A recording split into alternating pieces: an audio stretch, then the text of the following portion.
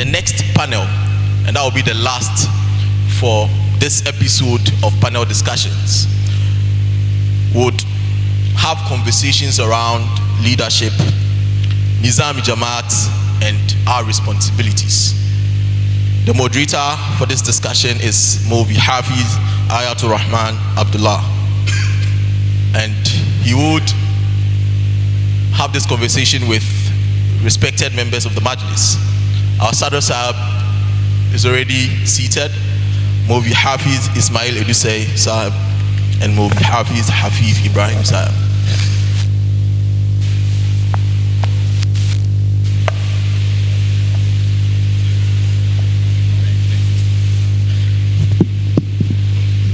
Assalamu alaikum wa rahmatullahi wa barakatuh.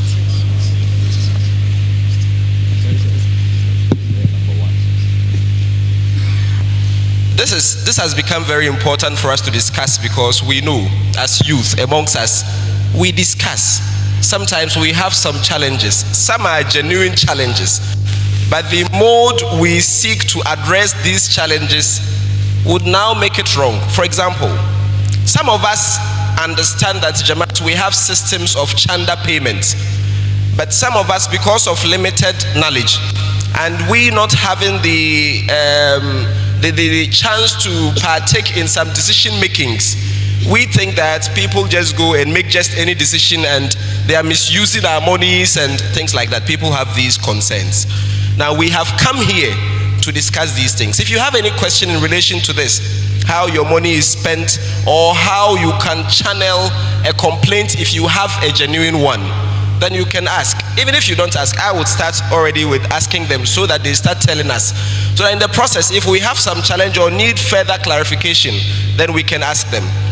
These panelists are, top notch, because right here is Hafiz Mawvi Ismail Ahmed Edusei, who has been in the system for a very long time. He is our colleague, but he's our senior. He's the coordinator of MTA in Ghana here, and he's been able to travel to Pakistan, has stayed in Pakistan for a while, India for a while, has been to the UK to see how the system is run in the best way. So he's a perfect person to take us through the system of the Jamaat. The next one is our own Honorable Sadr Sahab, our scientist, our teacher, our esquire, our lawyer. He is there. Multifaceted man. He would also help us understand. He normally represents as he said, an ordinary man. He normally represents the ordinary man, and so he would help us with that. And then we have Mawvi Hafiz Ibrahim also sitting there, the one in charge of Tahrik Jadid Waqf Jadid. These monies, and some of us would have seen him in our various Jamaats across the country. Now, without making my talk a bit boring, I'll just go ahead to them and ask the first question before I would invite you in. Sadr Sahab, please permit me to start with you. How important is it to follow the Nizam of the Jamaat, or the system of the Jamaat? Is it something out of the ordinary, or it is something that actually ultimately helps us all? What is that system of the Jamaat? Assalamu alaikum wa rahmatullahi wa barakatuh. The system of Jamaat, in my understanding, is the only formula to the success of Jamaat. It is the basis upon which we accept the prophecies that were made about Hazrat Masih Maud alayhi salatu wasalam. It is a revealed method of achieving the aims that Ahmadiyya set out to achieve. And so there's no other way that we can employ as individuals or as a group. For instance, if Khuddam choose for itself some set of objectives that are outside the Nizam-e-Jamaat, we are bound to fail. There is no chance of success. Reason is that ordinarily you would say that, oh, there's a chance of passing or failing. In this case, there's no chance of passing, because it's a prophecy. So Allah will make you fail if you pass the wrong path. So in my opinion, we all have a duty to get to find out actively, not passively. We all have a duty to seek to know what Jamaat wants us to do and how we should do it, so that we'll help the Khalifa. Don't forget, the Holy Quran said, let there be a body of men let us seek to be that body of men who will carry the throne of Allah in the nature of Khilafat right now and achieve the objectives of Ahmadiyya. So the system must be followed, otherwise we are doomed to fail. Okay, the system must be followed, otherwise we are doomed to fail. Hafiz Sahab, please, what are some of the ways that we can learn or know these systems? Because not a Jamaat member, if I'm sitting in my Jamaat somewhere, how do I get to know the system? Whenever we hear, we just hear, oh, the system said, and we are to accept it without questioning, is it how it is? Or how are we supposed to know these systems? We are two of us. Well, yes, I'm talking about you. First and foremost, as Sadr Sahib has very rightly said, the system of the Jamaat is what distinguishes us from any other group. Somebody asked me how the Ahmadiyya Muslim community is so organized, and I told him that is because we are following Allah and His true teachings. Allah is very organized. He has organized the creation, the heavens and the earth, and He tells us that we should look at His creation to see if we can see any fault in it, and that we will not be able to find any fault in it. So the true group or the true religious body should exhibit such level of organization as will not be faulted easily by anybody. So the system of the Jamaat is to be learned in our daily, activities of the Jamaat. When we come to such functions, like even the Ijtemaa, and you are open to learning, you realize that we are following a system here under the leadership of the Sadr Majlis Khuddam Ahmadiyya, his immediate executives, and his executives in various zones, his executives in various circuits, and his executives in various Jamaats. All these form part of the system of the Jamaat. This is for the wing organization, for instance. When you go to the wider system of the Jamaat, even the wing organization, it ends up and starts from the Khalifa. And the Khalifa, as we know, is the representative of Allah, the Almighty. So it actually begins from there through to the very individuals that form the forming body of the Jamaat. When we talk about the Khalifa, or we talk about Khilafat, Khalifa is a person, but Khilafat is the whole system. Khilafat comprises of the Khalifa himself as the head. Then after him, he has his various executive bodies. Then in the various departments, he has representatives there like Wakalat and the Sadr Anjuman, the Anjuman system and the Wakalat system. Then you go to the various countries, he has his Umara. Then you go to... the Umara is the plural of Amir. So he has the Amirs. Yes. As we would understand. Then you go to the various regions, the various zones, the various circuits, the various Jamaats. The names might differ in various countries, but if you look at it systematically, it is following the same pattern. But when you talk of how we are going to learn the system of the Jamaat, it is pertinent that we have to listen to the Khalifa of the time. We are fortunate that we have MTA this time, that we can always listen to the Khalifa whenever he talks to us live. And so listening to him, he is the system. He will tell you what the system demands from us. And we will know from there, the other programs that also talk about the system are also in place. But the Khalifa's words are the most important for us to listen to know what the system is saying. I can say that there will be no question here that the Khalifa has not addressed. The virtual mulakahs that are coming, many of the questions that have been asked today, not even about the system alone, but the questions that have been asked from Salat, from Reformation, everything has been said by the Khalifa in a virtual mulakat or in a question and answer session, or even if it's not this present Khalifa, the fourth Khalifa, or any other Khalifa. Then we must also make it a point to actually look into the Jamaat books to learn the system of the Jamaat. But whatever we have learnt, everything would also be subject to the Khalifa's commandments or the Caliphate saying, his instruction, whenever he says anything which is even against what we know to be the system, that is the system and we have to follow it. Okay, so now we understand it to that level. I would now invite questions, but prior to that, Hafiz sir, please. This is a general question that I want to ask you on behalf of a lot of us. If I have a complaint, I've seen a Jamaat, maybe an office bearer doing something wrong, how is the best way to address it? Because now we have these issues of people are spending money. Yes, let's say I am right. How do I get that addressed? Is it the best way talking to my colleagues about it, or how do I get that addressed?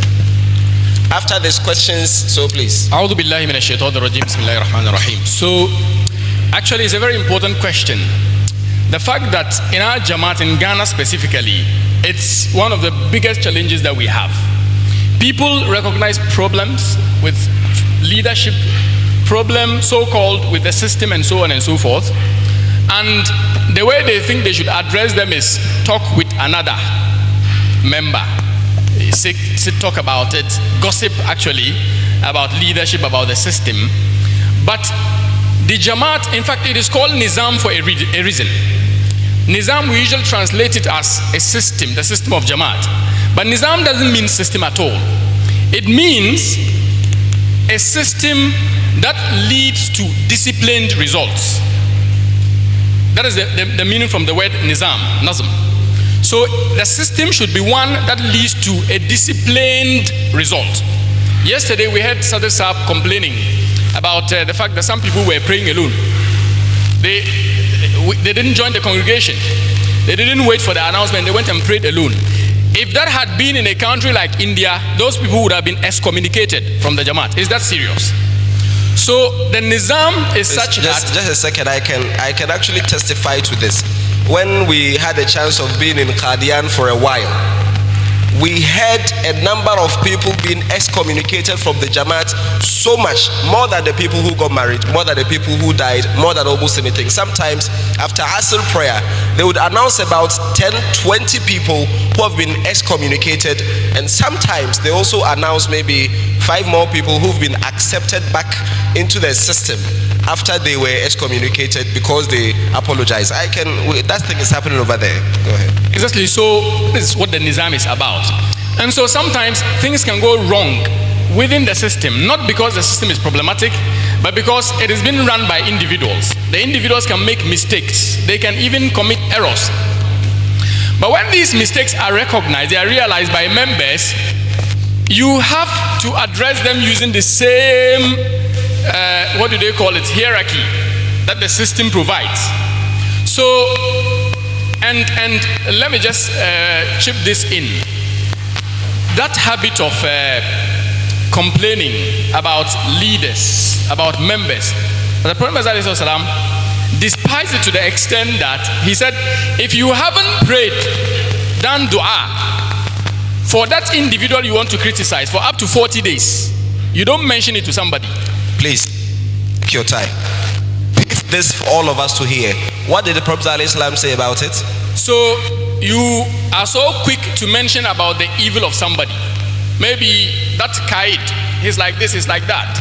Or even a colleague, floor member of the Jamaat.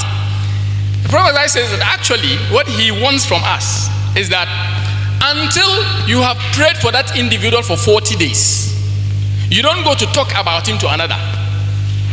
You don't go to gossip about him to another. That is the level. That's actually where it starts from. The system is that you start by that mutual love. We are a family.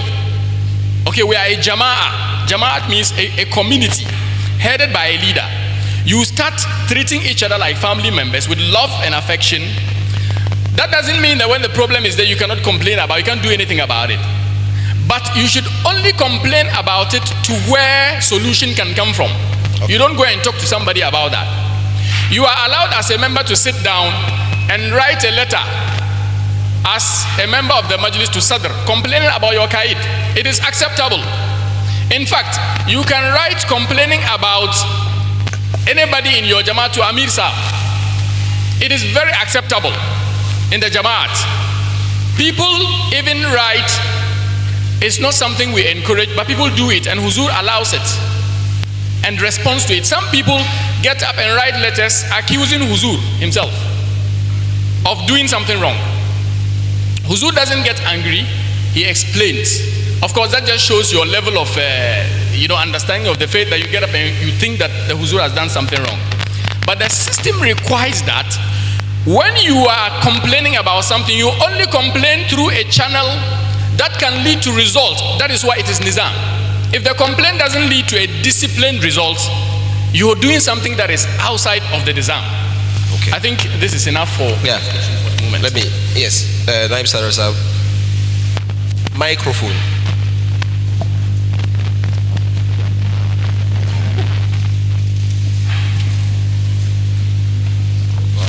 So I'm just picking up on something Maulvi Saab said concerning Huzur. Macho your voice. I'm just picking up on something Maulvi Hafif said concerning our beloved Huzur. You know, in our various pledges, we always say, and whatever good decision that the Khalifa of the time makes. I've had encounters with people who think that that means that there's a chance that Huzur will tell us to do something which is not good. Kindly clarify that for us. I'm only for a question.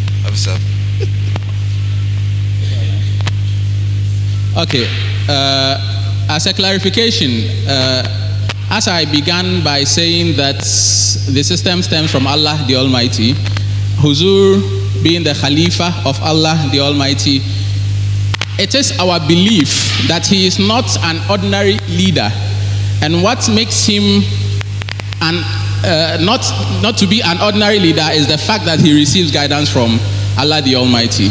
Otherwise, for instance, the Romans also have their Pope, and other churches have their leaders, many sections, even political leaders are there, family leaders are also there, but the distinguishing feature is that he gets guidance from Allah the Almighty. So it is only a phrase of humility that has been put in the pledge, but that is not to say that the Khalifa would make a mistake. Hazrat Muslih Maud radiallahu anhu has said that in a personal matter he can make a mistake, but when it comes to matters that concern the Jamaat, the Khalifa's mistake would be rectified before it is even committed. Allah would give it very good results. And so that is not yours to determine which decision of the Khalifa is right and which is not right. Allah the Almighty says in the Holy Quran that for the believers, مَا كَانَ لَهُمُ الْخِيَرَةِ, they do not even have the choice to choose which of the instructions they will follow and which they will not follow. When the instruction is made, they do not, that is where their choice ends. Your choice begins that you can determine to be part of this community or not to be part of it. But when you agree to be part of this community, then you have no choice when the Khalifa brings you the decision that you will now determine which one is good and which one is bad. Our situation would be nothing different from any other sect, from the Jews of the past, if we begin to toe these lines. So this is a very, very dangerous notion for anybody to hold, and it is highly despised and looked down upon and not recommended at all for anybody to have this view. I will end it by narrating a dream of an Arab which was narrated to Huzur. Ayadallah Ta'ala bin Nasr al-Aziz. The Arab had a dream, and he said that he saw two angels, one by the right and one by the left of Huzur. And one of them would use his wing to cover Huzur's eyes, and at some point he will release it. One of them would use to cover Huzur's lips, and at some point he will release it. So he narrated it to Huzur and sought for the interpretation of that. Huzur first smiled and asked, were there only two angels? He said, no, there are more than that. Allah only allows me to see what he wants me to see, and Allah allows me to say what he wants me to say. That is the import of that dream. So when Allah wishes that I should keep my mouth, I shouldn't talk about something, the angel will close my mouth. And when he wishes that I should talk about something, the angel would open my mouth for me to talk about. This is the spirit of the Jamaat. The Nizam of the Jamaat is not only about the structure, but it's also about the spirit of the Jamaat that every member of us should have. And if you go against this spirit, you have gone against the Nizam-e-Jamaat. Okay. Yes, please. Just a second. We're coming. I just want to humbly add that because this issue is so important, I'll be very brief. Because it's so important, our Khulafa have explained it again. Just recently, Huzur mentioned it again. I think during the Ijtemaa, Majlis Khuddam Ijtemaa, just last weekend, you know, Huzur again answered this question. And our Khulafa have told us that it is not something new. That condition that we have, that we obey Huzur in every ma'aruf, is in the Quran too. When the Prophet ﷺ took bayat from the believers, is there. That you will not disobey the Prophet ﷺ in ma'aruf. And the ma'aruf is there for a reason. You know, in the Arabic language, it is with the indefinite article. I'm trying to explain that in English. Fi ma'aruf, you will not disobey the Khalifa in what is good. It didn't say fil ma'aruf with alif lam to make it specific. In which case it will mean that some of the instructions of the Khalifa may be ma'aruf and others will not. But it is indefinite because every single thing the Khalifa says is ma'aruf. And the ma'aruf is there to tell us that no instruction comes from the Khalifa except that it's ma'aruf. So it means that you will obey every instruction of the Khalifa. All right. It means that you would obey every instruction of the Khalifa. Naib Sadr Sabez. I would take about 3 of them so that we would allow our panelists to do justice to it. Jazakallah. Go ahead. Jazakallah wa ahsan jaza. My question is, we are living in a country nowadays, we see any manner of demonstration happening in the country. So, I'm sorry, it seems the general membership are not hearing you. I'm saying that we are living in a country where we are seeing any manner of demonstration happening right in front of us. So my question is, within the Nizam of Jamaat, at what length is an Ahmadi allowed to partake in demonstration in your country, you called your beloved country? Okay, so I get it. I would now come. Any other question? There's a gentleman here. Yes, please take that gentleman first. Assalamu alaikum. Take this first so that when you go here, yeah, he would come. Assalamu alaikum wa rahmatullahi ta'ala wa barakatuh. Wa alaikum assalam wa rahmatullah. My name is Habibullah Osman. The problem I have is, what is the difference between the rally dues and the rally fees? I'm sorry, it wasn't very audible. I said, what is the difference between the rally fees and the rally dues? Because sometimes some of us are having that challenge. Okay, so you want to know the rally fees and rally dues. Acha, take it. Let's take this gentleman over here. Sadr Sahib, this is yours directly. Rally fees and rally dues. Sure. Assalamu alaikum. Wa alaikum salam. Please, when Mobi was addressing us, he Please, said, could you tell us your name? Please, my name is Ishaq Said Sablu. Thank you. Yes. Please, my question is about the leadership. You know, we all know that we have the hierarchy of leadership. But you find yourself in a Jamaat whereby a leader is being selected. With time, as human as we are, the person goes out of way. And it has become known to the public or known to where the person is a leader that he has this problem that everyone is aware of. And as human as we are, identifying the problem becomes a general problem for everybody. But when you want to complain, they will ask you to write. And when you write as an individual indicating that this is a problem that I've identified, nature will make it that you have a grudge with that person. Even though that within the community that you find yourself in, everybody identifies that thing as a problem from the leader that you are aware of. So how do you channel that same information without singling out yourself as an individual who recognize the problem from that leader? Thank you very much. All right, thank you. I get you very well. Okay, so I think I'll start from the second, and then we'll go to the first and then the last. Thank you. So, Sadarsa, please. He's asking about the difference between rally fees and rally dues. Rally fees and rally dues are the same thing, except the fees and dues are used interchangeably. But the Khuddam dues is different from the rally dues. Let's use dues for both of them, or use fees for both of them. So we have two things, or two forms of payment that come to the Majlis. We have rally fees and Khuddam fees, or you can call it rally dues and Khuddam dues. The Khuddam dues is a membership dues. Every khadim in the world, no matter the country you live in, you pay 1% of your income. It does not differ from country to country. That is the Khuddam dues. It's on the receipt. Lajna pays the same, Ansar Allah pays the same. It's 1% everywhere in the world, once you're in Ahmadiyya. But for the rally, it can be altered by the country through the Shura. And we are holding Shura. If we had brought a proposal to change it, we could have changed it and sent to Huzur for approval. Once he approves, we pay the new rate he has approved. So as for the rally, it's per our need of the time that we change the percentage and we pay accordingly. I hope I'm clear about that.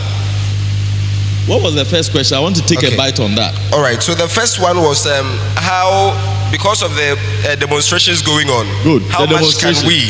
Thank you. Sorry for, I have to take small bite on that. You see, Islam Ahmadiyya does not define democracy the way we define democracy. The 1992 constitution is not our Nizam. Assalamu alaikum. Ghana's 1992 constitution is a construction of us. Ghanaians were chosen in 92 to sit together to put together a document we want to use to follow, to rule ourselves. They were not Ahmadis per se. Maybe there was an Ahmadi there, but I'm trying to say that the right to demonstrate is guaranteed by the constitution. But it is not a directive in Ahmadiyya to demonstrate for a right. No. In fact, in Jamaat Ahmadiyya, we do not encourage the contemporary meaning of demonstration. No. However, we also do demonstration nevertheless. We are going to do that tomorrow. Tomorrow we are going to do a route march, which is also a demonstration. A demonstration of our beliefs. A demonstration of the need for peace. A demonstration of organization unity. A demonstration of what we stand for. So we demonstrate. But what form of demonstration are you talking about? For instance, I'm a teacher, and I said that there is a collective agreement, and that agreement has not been followed, so I will not go to work. My own child is in the school, I'm not teaching. That child, it will cascade. In future, the months the child missed can affect that child's future. When they ask you, say, oh, all the time they say the child will never get our rights. That right, which the 1992 constitution created for you, is Allah who actually provides it. So, there are other channels that are more amicable, which the same constitution has guaranteed. You can go to court, number one. Number two, if the one deciding is an elected leader, you can wait and vote the person out, because that too has been guaranteed. And that will be a more peaceful and amicable way of solving it without necessarily affecting the more basic rights of a lot of more vulnerable people that we have chosen not to think about. So I don't go to demonstration when schools go on strike. I go to school. The only way I don't go to school is when the children have gone home. Because I don't think not going to school will bring me the money I'm demonstrating for. So that's what I can say for now on demonstration. Assalamu alaikum. Okay. Wa alaikum salam wa rahmatullah. Okay, so Hafiz Ismail Adwisa Sahib, please. What our brother said, I don't know if you got him, but I can put it in a nutshell. He says, we've identified a problem in the society about one Jamaat, one of the big men there, let me say, and you want to report him so that decision is changed. But because it's a societal problem, you don't want to address it as an individual because it's affecting us all. How do you go about something like that? Can you, in other words, could you find a way to hide your identity in writing? I'm just thinking. Number two, could it be that you would write it collectively, like all of us would come together to write it, so that it doesn't become as if I have a personal feud with a person? So yes, please. First and foremost, the options given at the very tail end of your submission. First one, that if you can write an anonymous letter, has already been addressed by Huzur Anwar Ayadullah Ta'ala bin Nasr al-Aziz in one of his sermons. He did mention categorically that if you write an anonymous letter, that letter wouldn't be taken into consideration, because you don't know who it is even coming from to start with. It could be a mischievous plot or a mischievous complaint about somebody.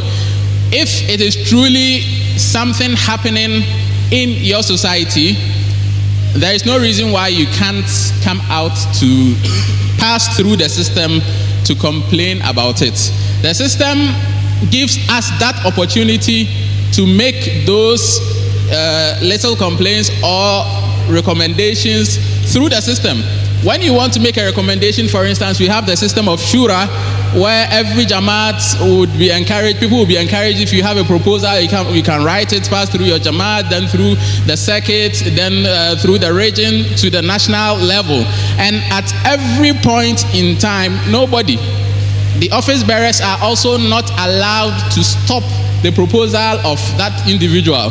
They can write their recommendations beside it, that for this and that reason, we don't think this is something that we should consider.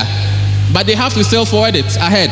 And so until it gets to the Amir of the country, and he will also forward it with his recommendations to Huzur, that for this and that reason, this is not a very practicable proposal. So I think that we should leave it out. This is an example.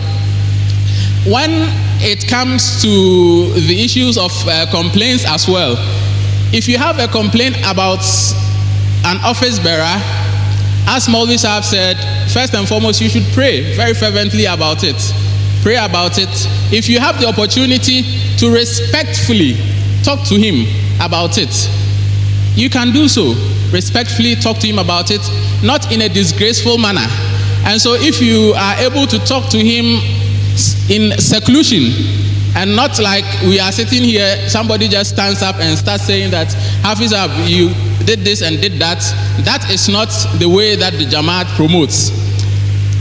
It is so much frowned upon that Hazrat Muslim Maud radiallahu anhu in the book The Onset of Dissension, Islam Ikhtilafat Ka Agaz, the outset of dissension in Islam, he narrows the reason why the dissension came into Islam to a point where somebody stood up to address the Khalifa and criticize the Khalifa on stage in such a manner.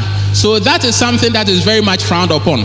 But you can write a letter through that same person you are even complaining about. And it is also part of the Nizam-e-Jamaat that he shouldn't stop it. He should forward it. If you are writing it to the Amir, for instance, through him as the regional missionary, as the zonal missionary, as the circuit missionary, or whatever, you write it through him, and it is his duty to forward it to the Amir Sahib. And if it is to Huzur, it should go to Huzur, and then Huzur would then determine, or Amir would then determine how he wants to investigate it. Most often than not, the letter is referred back to the individual for him to also give an answer. And this is very practical in Islam, because the Holy Prophet ﷺ said, when somebody comes to you and say that another person has taken off one of my eyes, you should call that other person and listen to his side of the story as well. It is well possible that the one coming to complain has taken off both of that person's eyes, and he took only one. He has written to you that one of my eyes has been taken. So when you call that person to also give his account of whatever is being alleged on him, that is when both sides of the story will come to bear, and you will be able to then give your judgment, which would be in good practice. But the last option that you also gave, that if you could come together to write a letter, this is also not allowed at all in Islam, Ahmadiyya. That is because when you start canvassing people together, It is a kind of rebellious act, which is nothing different from the act of people canvassing other people for political rebellion and any other rebellious act against a certain leader. If you have a complaint, you should write. If the other person seems it fit that he should also send that same complaint, then he also has the right to send that complaint, but not for all of you to come together to write one letter. Okay, so for understanding this, number one, you can't write an anonymous letter. No way. Just take it as if you were the one being complained against. And they write a letter, write a lot of things against you, and you don't even know who wrote it. And decision is being taken against you on that. How would you feel? So if it is from a very genuine place, then it is not because you want the person to be just punished, no, but because you want to cause a positive change. And so that would require that you should be brave enough to own up and to show that I want to do this good. That's number one. The second one, as per what he said, you can't write in a group. If you identify the problem, in Islam we don't spread false information, we don't talk about that so much. If it is wrong that you have seen, you yourself pick a letter, don't mind your grammar, just write and send it, and the leader you're complaining about would also be required to respond. For all you know, maybe you saw me, I didn't come to the mosque, and you're complaining that to Sadr Sab that his muhtamim didn't come to the mosque. Maybe Sadr himself had given me some work to do, and that required me not to come to the mosque at that time. So he would also require me to respond to why I didn't come, or he would ask me. So definitely then you can't write in a group if you mean, you shouldn't write in a group if you mean well. 1 more minute. Okay, please go ahead. Yes, I want to discourage very vehemently the habit of going around complaining, which will not yield any results, and spreading fitna. That is actually a way of spreading fitna. So even fitna is disorder. Disorder. Even if it is about your leader or even your brother, Islam despises backbiting in any way, shape, or form. The Holy Prophet ﷺ is reported to have said that some people who were zalim, who were wrongdoers, would be resurrected as the wronged. They would rather be wronged. The companions asked that, how is that possible? He said that because they committed a wrongdoing and people wronged them after that, so much through their backbiting and spreading of that thing, so much so that when they were raised, they rather were the wronged one, and the people who he wronged have now become the wrongdoers. So we should take into consideration this point. Wow. I think time would allow us for a question more. Yes, please, go. Yes, say. Yes, I think that would be the last one.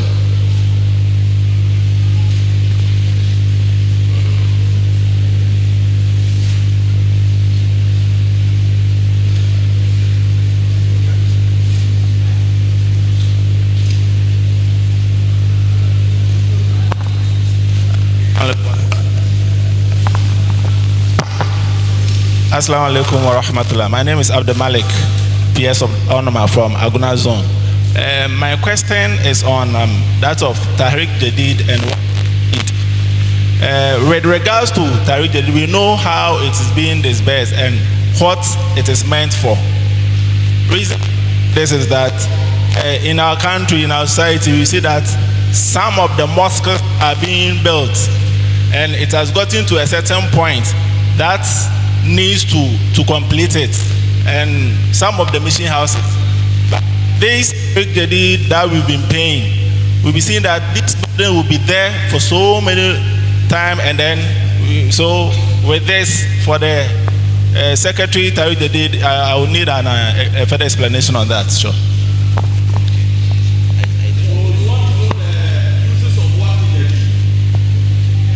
Tariq Jadid.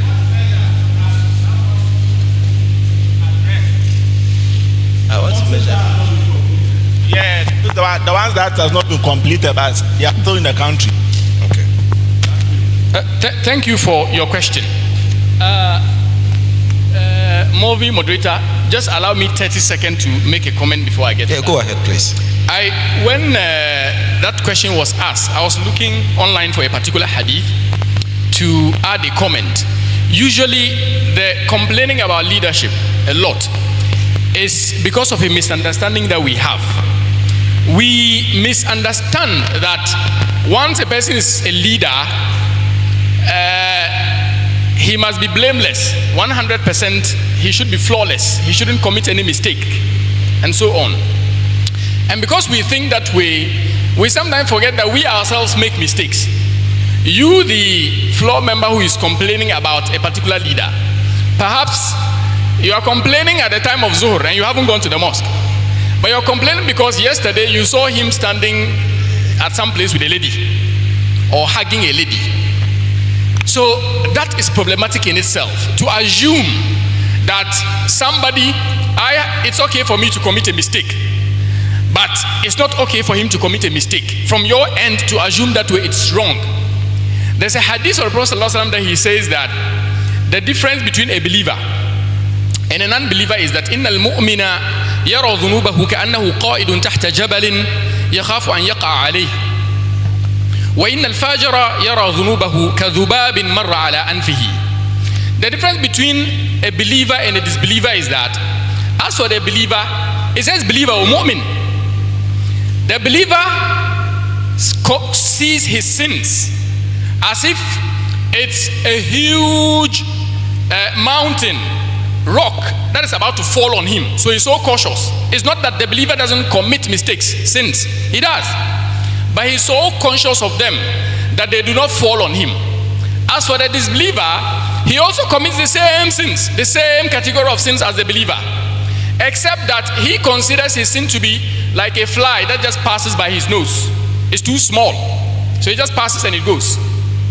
So don't assume that that person must be 100%. He shouldn't have a mistake. Leaders can make mistakes too. They can have those moral problems too, and it is okay. All that is needed is that, of course, when we see it, we point it out in the right way so that they reform themselves. But we do so by reforming ourselves first. Now to the question to me about Tahrik-e Jadid. We pay Tahrik-e Jadid and there are still some uncompleted mosques and so on. If I want to speak to that with respect to the Ghana Jamaat, our current situation. The Tahrik-e Jadid and Waqf-e Jadid that we pay. Last year, we gathered just a little over 3 million Ghana cedis, both combined, Tahrik-e Jadid and Waqf-e Jadid. 3 million Ghana cedis. Now listen, one of the responsibilities of the money we contribute by Tahrik-e Jadid is supposed to be used for the school fees that we pay for the poor in our Jamaat. Poor people's children who are brilliant, but they can't afford their school fees. The money we pay is supposed to come from Tahrik-e Jadid. Tahrik-e Jadid is supposed to take care of Jamia International. It's supposed to build mosques and mission houses and so on and so forth, a lot. But the entire Tahrik-e Jadid that we contributed last year, even if we add Waqf-e Jadid to it, it was not up to the amount the Jamaat paid only on school fees. Only on school fees. If we add our Waqf-e Jadid to Tahrik-e Jadid, it was not up to what Jamaat spent on payment of school fees of the needy, children of the needy in Ghana alone. What about Jamia Ahmadiyya International? They are studying there for 7 years without paying school fees. What money is being used? So that is actually the problem. Our money is woefully inadequate. We are not paying. Do you think that sincerely the 20 cedis you are paying can take care of somebody for 7 years? So that is the challenge.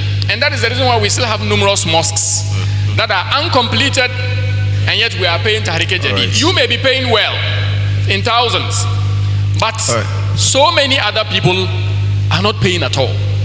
So if we pay well subsequently, inshallah, we will have most of these problems solved, inshallah. All right, thank you very much. I think we should understand that we have started a conversation. This is not a conclusive one. From here, we could continue these conversations with the right people. But I just have about 3-4 pointers to make. One, I'm not sure, in fact, this is it. No one hates anyone. So those decisions that come, they do not come to just put us into trouble, not at all. Number two, you see, leaders are supposed to take decisions for all of us. So that thing you might be seeing that is going against you might be going for someone. And a leader sitting in his position has probably seen some things you have not seen. So give him the benefit of a doubt that he is intelligent too, at least. Number three, we all have faults. Everyone has faults. So sometimes be considerate a bit. Nonetheless, if you genuinely feel that some things are going wrong, you can seek redress. Write officially through the official channels. See your missionaries and they would help you out. Lastly, the Holy Quran has said about believers that they are people. One quality is la yakhafuna lawmata la'im. They do not fear the blames of the blamers. People who like to blame everything they will find complaint about. The Holy Quran has said real believers do not fear these people. So make sure that you are not part of these people. It was nice having you around, and for the want of time, we would have to end here. Thank you very much, and inshallah we will be having more of this in the future. I hope Sadarsa. Yes, Sadarsa. I am done with mine. So when Sadarsa finishes, I don't say this, I will die today. Please say it. And it is that majority of us, the Khuddam, do not engage in Jamaat Nizam. And because we do not engage, one, we do not understand, two, we are not helping solve the problems we are facing. All those who are engaged and are trying to solve the problems, they begin to do istighfar. They begin to see their own weaknesses immediately. So let's engage. Me, every day I engage, to the extent that, Na'uz Billah, if even the Amir gets up and say he himself, he doesn't even believe in what we are doing again, me, he lies. I'll continue doing, because that's where I've reached. But I'm just using it as a sarcastic example. The point I'm trying to make is that everybody, even if you're a professor, a medical doctor, a lawyer, engage in the Jamaat activities on the ground. If they are looking for delegates to go to Shura, don't tell us the kind of money you are making your business trip. Don't tell us you are busy at work. So some illiterates or some people who have nothing doing, they should go. And say, okay, I'll contribute to the TNT, find somebody to go. No, the Shura is serious business. So all of us must engage in the Shura. Make decisions. We even elect the leaders at Shura. Our leaders are elected at Shura. We go to Shura, you know what we do? Those mostly ignorant people about Nizam who go to Shura, they will mention one name 9 times to make sure the person is voted as part of, as if it's a parliament we are forming. Just because they know him sometimes. Because the person comes from their hometown, the person is their good friend, the person speaks the same language with them. How will Jamaat Nizam operate if this is the mentality we operate with? We need sensible, disciplined people to discipline leaders who are indisciplined. And because when you have a leader who is leading people who are disciplined, he can't lead. He'll check out, he'll give you space, and a better person will lead. So when you see a leader with issues, the members have issues. Plenty. That is why we found an issueless leader. The members have issues. That's why the one we found has issues. If you have members who are trying to discipline themselves and reform, we'll end up having reform leaders. This is what I want to say. Assalamu alaikum. Wa alaikum assalam wa rahmatullahi wa barakatuhu.